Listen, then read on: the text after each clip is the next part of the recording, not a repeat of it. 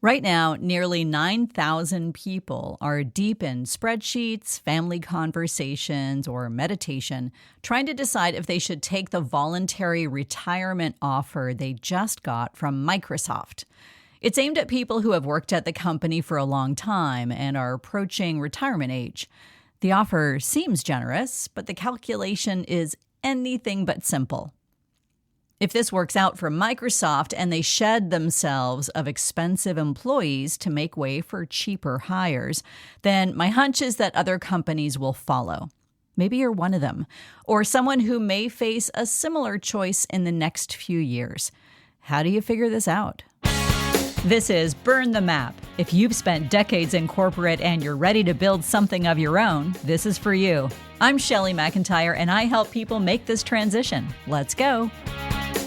The voluntary retirement program at Microsoft includes up to 39 weeks of salary, a year of fully funded health care, 4 more years of health care access, and accelerated stock vesting.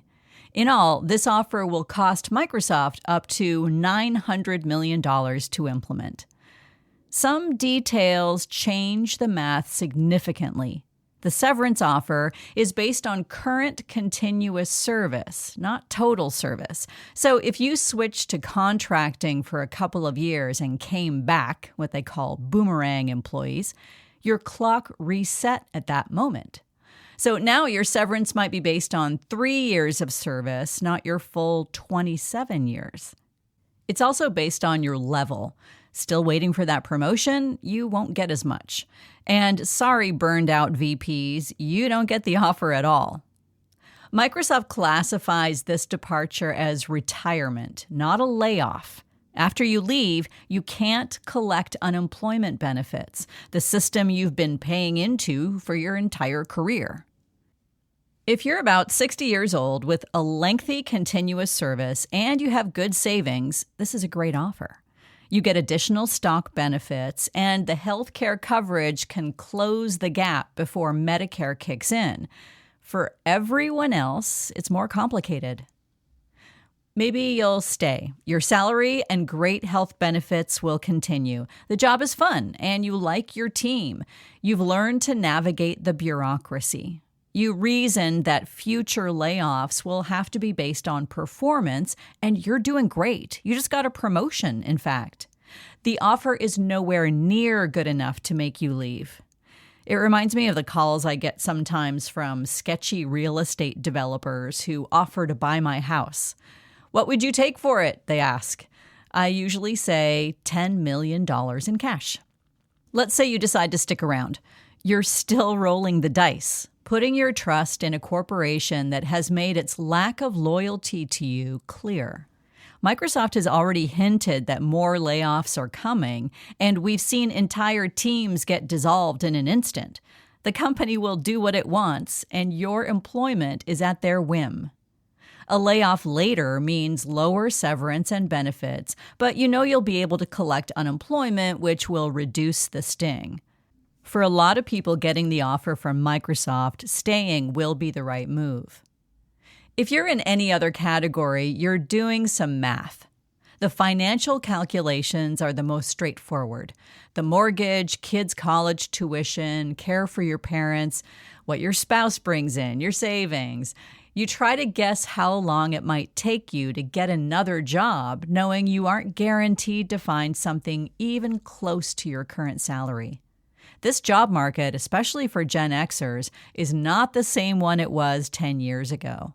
Ageism is real, documented, and accelerating in a hiring environment already compressed by AI and economic uncertainty. Going out on your own as a consultant or business owner might be the move, even if you've never considered it. Besides, you don't want to be thinking about any of this. You planned to work until the retirement date of your choice. Now you're juggling all of these decisions under a ticking clock. It isn't an ideal situation for imagining a shiny future and a new you. And not to pile on, but there's another factor that a lot of people miss. Let's say instead that you're burned out, reorged too many times. Your team is unreliable and you keep getting told to train AI so that it can eventually take over your job. You're paying a price to work there every day. The stress of your job could be causing you health problems and affecting your personal relationships. The version of yourself you bring home each night might not even be someone you like. I spoke with someone who's in the thick of caring for his aging father. His job is a drain, and he would much rather be present with his dad. Even if the package isn't perfect, he'll probably take it.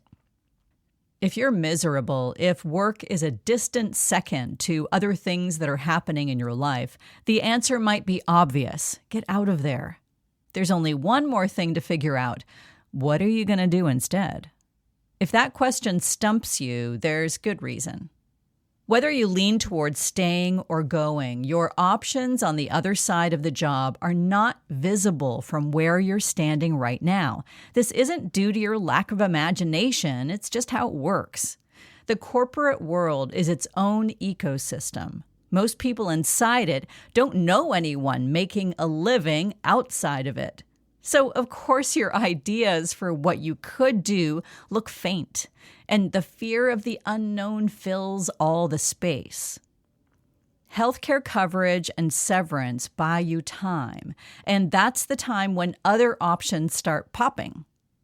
When you're in the middle of a slow-moving car crash, it's hard to think about what your next car will look like.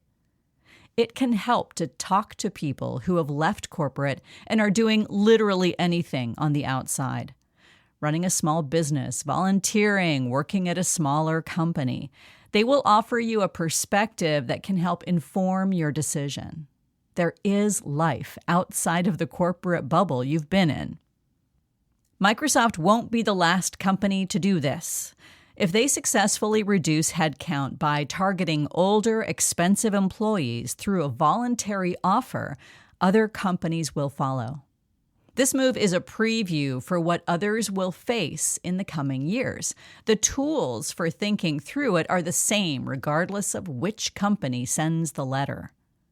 Something you can do now, no matter where you are, is to find what pulls you forward. Your job provides more than a paycheck. It gives you much of what you need to feel content in the world, like structure and relationships, a sense of purpose. They will all need to be replaced when you leave. When you can spend time on something you like to do with people you enjoy, stepping away from the job won't hurt as much. Some percentage of people will take this offer and make a run for it. Others will stay with the understanding that there's now a target on their backs.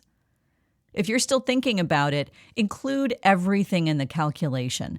Just remember that the people who land best after a transition like this are the ones who already started building a life that is more attractive than their jobs. They did that not because they knew this was coming, but because they didn't wait to find out.